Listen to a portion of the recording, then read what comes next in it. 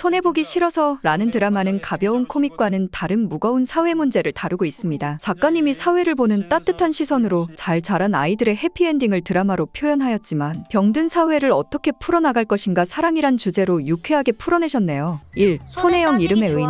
손해보기 싫어서는 요즘 젊은이들의 대표 아이덴티티입니다. 극중 손혜영은 나도 손해 안 보고 남도 피해 안 준다 이지만 현실 젊은이들은 나만 손해 안 보고 남들은 피해를 보든지 말든지 상관없다 라는 생각으로 개인 이기주의에서 집단 이기주의로 골머리 앓는 조직들이 늘어난 사회 문제입니다. 2. 김지욱 땡땡 전자 입사시험의 문제점. 1화 첫 장면 악마로 묘사되는 면접관들은 젊은이들이 꼰대를 보는 시각을 표현하며 입사 면접을 인터넷 소설 보듯이 과장된 장면들입니다. 악마의 목소리를 한 면접관과 질문들, 실제와는 전혀 다른 각색이 젊은이들이 꼰대를 보는 시각입니다. 45세 이상 꼰대들은 공산당을 무찌르자 였는데 젊은이들의 무찌르자 꼰대는 장유유서가 사라진 심각한 사회 문제죠. 24살 여성 면접생에게 직장 내 성희롱이 있을 시에 어떻게 대응하겠냐는 질문에 어버버하던 여성 면접생과 복귀용과는 달리 핸폰 기능을 꺼내 녹음하여 증거를 인권위원회에 신고하겠다는 김지욱과 새 면접자들은 탈락을 합니다. 좋게 말하면 세대 교체의 시대가 온 것이고 나쁘게 말하면 하극상입니다. 어떠한 조직도 하극상을 용서하지 않습니다. 45세 이상 꼰대들은 젊은이들을 낳았고 길렀고 3인 행필 유야사, 직장 상사들은 사회적 바른 인간으로 성장시켜줄 선생님들입니다. 신고는 사회적 암살입니다. 나락 보내기가 유행인 젊은이들, 회사 내 골머리 앓는 실사건들입니다. 그 전에 허위 진위를 가려 개인적으로 서로의 이해를 설득하려는 노력이 필요합니다. 과정 없는 신고도 범죄가 될 수 있습니다. 무고죄의 형벌이 가중돼야 하는 이유입니다. 신고부터 하겠다는 김지욱을 영웅시하는 젊은이들의 인터넷 소설이 과장어휘로 잘못된 세계관을 물들였으며 이는 후에 복귀운이 손혜영 팀장을 신고하여 김지욱과 손혜영을 공경에 처하게 하는 장면에서 다시 바로 잡았죠. 3. 97년 이후 그들의 아픈 성장. IMF 이후 많은 가정들은 파괴되었고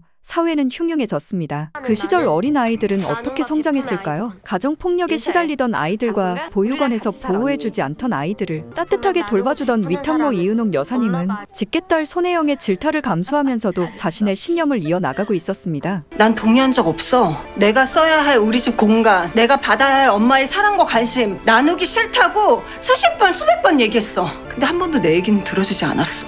결국 위타가 아버지의 폭력으로 아빠가 돌아가시자 모녀의 갈등은 극에 달하고 혜영은 독립을 하게 되어 막내 아들로 지욱이 들어오게 됩니다. 손혜영은 엄마 장례식 때 늘 손해만 보고 살았던 자신의 엄마가 많은 자녀를 키웠음에 영원히 살 수 있는 손해보지 않는 삶을 살았다 하지만 정작 손해보고 살았던 건 늘 피해자라 생각했던 자신 아닐까요? 겉바촉촉한 손혜영도 결국은 남자연을 받아들이고 지욱의 편이 되어 줌에 자신도 엄마와 닮은 삶을 살고 있으니 또래라면 안 볼 사이기 때문에 모녀로 태어난 거야 라는 말이 맞네요. 자, 사라진 마초 남자다움. 굿보이 증후군. 착한 아이 증후군은 어른으로 성장하지 못한 김지욱의 성장통입니다. 자신의 존재가 남에게 피해가 된다 생각하여 지나치게 누군가에게 피해를 주고 싶어 하지 않고 약속에 얽매여 자신의 삶을 살기보다는 누군가의 존재로 살고 싶어하며 그의 성장통은 닫혔습니다. 옆나라 폭군에게 완전 점령당한 김지욱은 손혜영의 리더십에 반했습니다. 라떼는 여자가 오빠들의 열렬한 구애 활동으로 맛있는 것 먹고 돈 갖다 주면 아기자기 저축하고 아기 키우고 재테크하던 시대였는데 삶의 주도권을 여자가 갖는 시대이니 주관이 뚜렷한 손혜영에게 어른 사랑을 배우는 지욱입니다. 5. 손혜영과 김지욱은 왜 사랑에 빠질 수밖에 없었나? 손혜영은 어릴 적부터 부모를 독차지하고 싶었는데 그렇게 잘하지를 못했고 엄마 장례식에서 상주 이름으로 자신만 올림으로 직계가족은 나뿐이라는 걸 표현했죠. 두 부모가 있는 자신과는 달리 부모가 없는 아이들에게 더 따뜻했던 엄마 아빠에게 반항을 하며 자란 혜영은 자신이 주관이 뚜렷하지 못하면 모든 걸 다 뺏긴다는 걸 알고 자랐기 때문에 손해보기 싫어합니다. 부모가 누군지도 모르고 자란 지욱은 어릴 때 돌아가신 할머니 말고 엄마라고 부를 수 있던 사람은 혜영모뿐입니다. 지욱은 절실히 친엄마를 보고 싶었지만 굿보이는 할머니와의 약속 때문에 참았고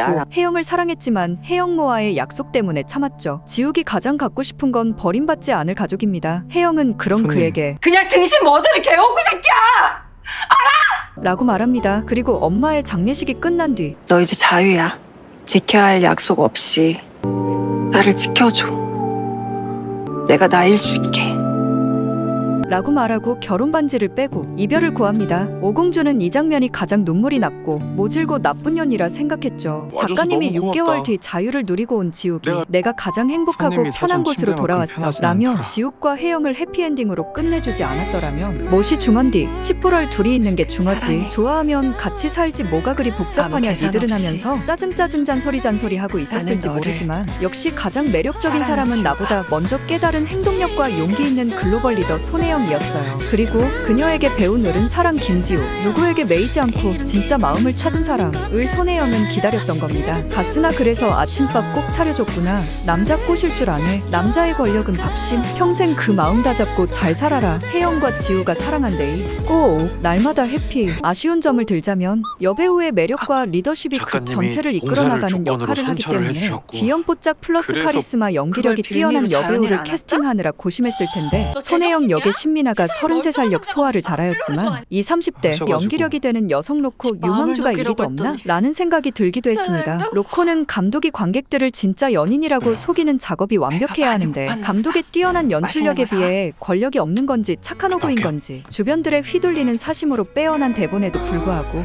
연기 오, 이상이야도 멋있네. 아닌 아쉬운 신들과 남여주 케미가 떨어져 끝까지 응원하는 팬으로서 안타까웠습니다. 강남순 플러스 손혜영도 부족한 케미였는데 감독님 좀 못돼지심이 어떨까요? 영화, 드라마는 감독님의 종합 예술입니다. 차기작 기대합니다. 화이팅! 오공주상식TV 구독과 좋아요 부탁드립니다.